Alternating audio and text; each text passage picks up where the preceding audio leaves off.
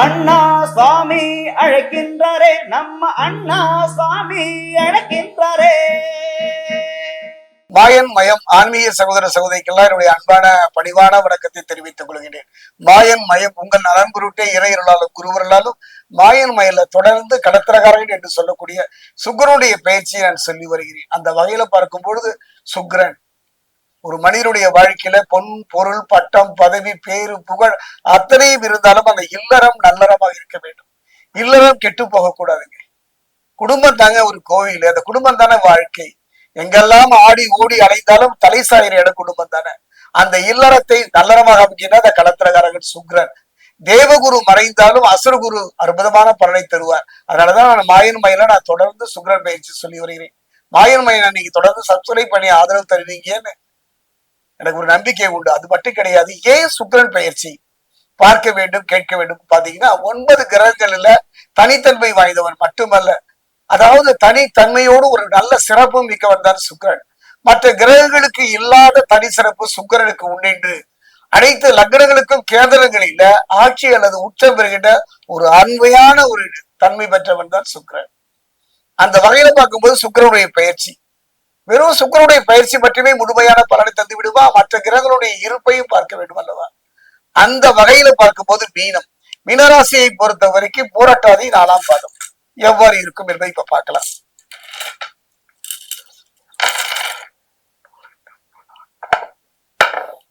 மீனராசியில் இருக்கக்கூடிய உத்திரட்டாதி,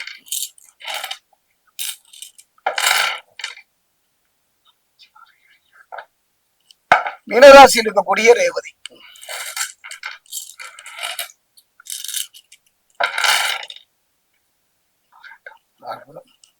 மீனராசி ஆன்மீக சகோதர சகோதரி ஒரு அற்புதமான ஒரு நிகழ்வுங்க.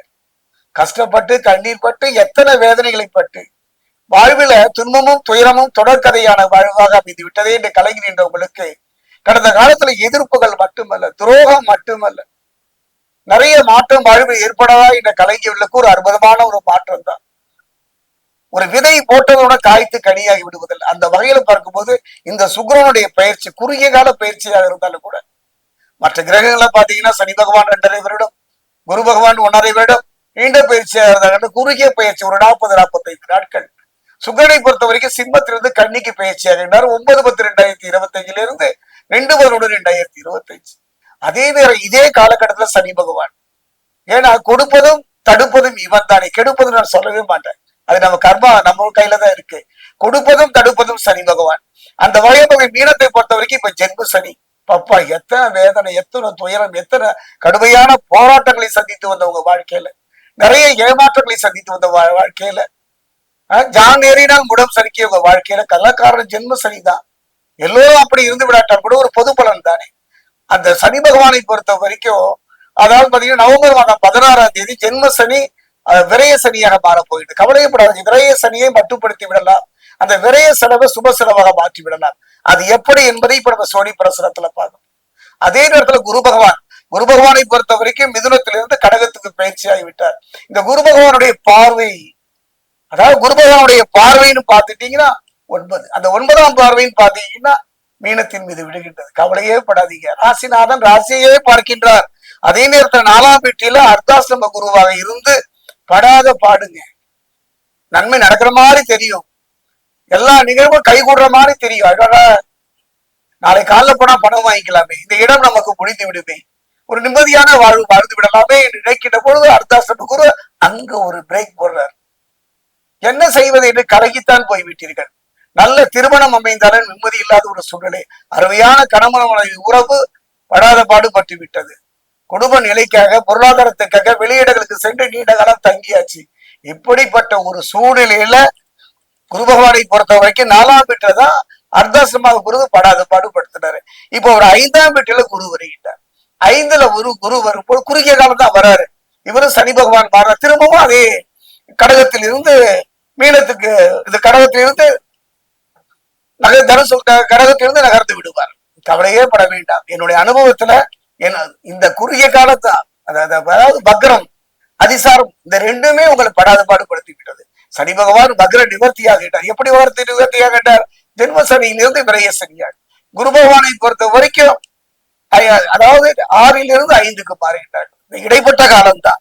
அதாவது 4ஆம் வீட்டில இருந்து அஸ்தாசிரம குருவாக இருந்து உங்களை படாத பாடுபடுத்திய குரு பகவான் திரும்பி கூட பார்க்கலீங்க. அவர் 5ஆம் வீட்டில குரு பகவான் வருகின்றார், கடக குருவாக வருகின்றார். அற்புதமான ஒரு மாற்றம். அதே நேரத்துல பாருங்களேன், ராசிநாதன் ராசியே பார்க்கின்ற ஒரு அற்புதமான செயல், நல்ல முன்னேற்றம், தொட்டது துலங்கும், பொண்ணு வைக்கும் இடத்துல ஒரு பூ வைக்கிற மாதிரி அருமையான ஒரு சந்தர்ப்பங்க. அருமையான சந்தர்ப்பம். தொழில வாழ்க்கையில நல்ல அருளை பெறக்கூடியது. அதே நேரத்துல உபஜெயஸ்தானமான 6ல கேது, குறிப்பா பாத்தீங்கன்னா பூர்வ புண்ணியத்துல ராசிநாதன் ஆகிய குரு பகவான், பாக்கியஸ்தானத்துல செவ்வாய், புரிந்து கொள்கின்ற ஒரு காரகத்தன்மை உடையவன், அரசு அதிகாரத்தில் அமர்த்தி அழகு பார்க்கின்ற செவ்வாய் அதே நேரத்துல ஆட்சி பெற்றிருக்கின்றார்.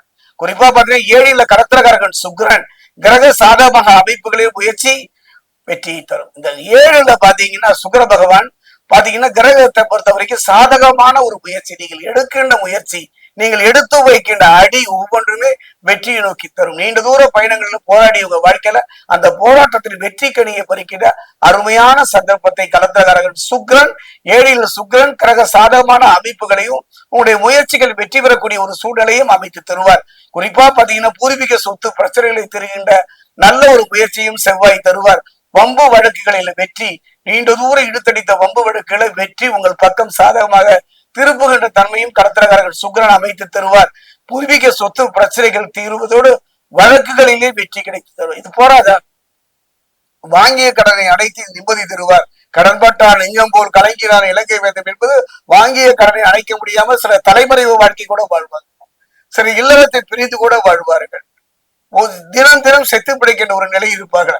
அதுக்கெல்லாம் காரணம் கடன் தான். அந்த ருணம் என்று சொல்வார்கள். அந்த ரணம் ருணம் இரண்டையுமே குருவினுடைய பார்வை உங்களை காப்பாற்றி விடும். அது மட்டும் கிடையாது. குறிப்பா அஷ்டமத்துல சுக்கிரன், சூரியன், புதன், அந்த அஷ்டம இடத்துல பாத்தீங்கன்னா இந்த 3 கிரகங்கள் யாரெல்லாம் நன்மை தருவார்கள் என்று எதிர்பார்த்தோமோ கடத்திரகாரகன் சுக்கிரன், சூரியன், புதன் உடல்நிலையில கவனத்தையுமா இருப்பாரு ஒரு எச்சரிக்கை செய்யறாங்க. இப்போ ஒரு நெருப்பு இருக்கு, தொட்டால் சுடும் என்கிறார்கள், நான் தொட்டுத்தான் பார்ப்பேன் என்பவர்களை பற்றி எல்லாம் இல்லை. ஏதோ ஒரு விதத்துல ஏதோ ஒரு சக்தி நமக்கு உதவி செய்தில்ல. அது நவகிரகங்கள கடத்திரகாரன் சுக்கிரனாக கூட இருக்கலாம் அல்லவா. அதே நேரத்துல கொஞ்சம் அலைச்சலை தவிர்த்துங்க உடல் ரீதியா. இதற்கு ஒரு அழகான பரிகாரம் என்று சொல்வதை இது செய்திதான் பாருங்களேன். இந்த பாரத தேசத்துல நதிகள் மட்டுமல்ல, மலைகள் மட்டுமல்ல, அற்புதமான நற்பலனை தரக்கூடியது. இந்த நவம்பர் மாதம் பாத்தீங்கன்னா 17ஆம் தேதி முடவன் முடக்கு என்று சொல்வார்கள்.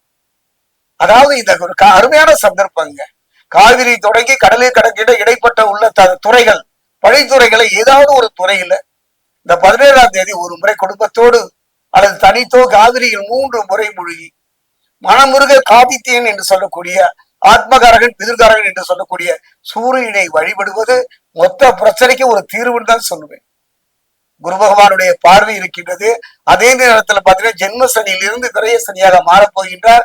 இப்படிப்பட்ட சூழ்நிலையில அப்பா பிள்ளை என்று சொல்லக்கூடிய சனியும் சூரியனும் அற்புதமான பலனை தர போகின்றார்கள். கடத்திரக்காரர்கள் சுகனை பொறுத்தவரைக்கும் உங்களை கேடைய மாறி கவசம் மாறி காத்து நிற்பார். கொடுத்த வாக்கை காப்பாற்ற முடியாமல் போராடி உங்க வாழ்க்கைக்கு கொடுத்த வாக்கை காப்பாற்றுகின்ற அந்த ஒரு நாணயத்தன்மையும் தரப்போகின்றார்கள். நீங்க செய்ய வேண்டியது எல்லாம் காவிரியில் முழுகி முத்தெடுப்பது போல பிரச்சனையிலிருந்து தீர்வை பெறுங்கள். திருத்தணி அருகே இருக்கக்கூடிய பாதசனீஸ்வரர் ஆலயம் சென்று மனமுருக சனி பகவானுக்கு உங்க கையினால ஒரு நல்ல அபிஷேகம் செய்து பாருங்கள். அருமையான ஒரு தருணம். குறுகிய கால பயிற்சி தானே. இந்த குரு பகவானுடைய 9ஆம் பார்வை, இந்த குரு பகவானுடைய 9ஆம் பார்வை உங்க வாழ்க்கையில அதாவது ராசிநாதன் ராசியை பார்க்கின்றார். அற்புதம் என்று சொல்வேன். தேவகுரு மட்டுமல்ல, அசுரகுரு மட்டுமல்ல, ஆத்மகாரகன் பிதுர்காரன் என்று சொல்லக்கூடிய சூரியன் மட்டுமல்ல, சனி பகவானும் தன்னுடைய பாதிப்பிலிருந்து கெடுபலங்களை குறைத்துக் கொண்டு உங்களை காக்கின்ற ஒரு அரணாக இருப்பார்கள். இந்த சுக்கிரனுடைய பயிற்சி மீனராசிக்கு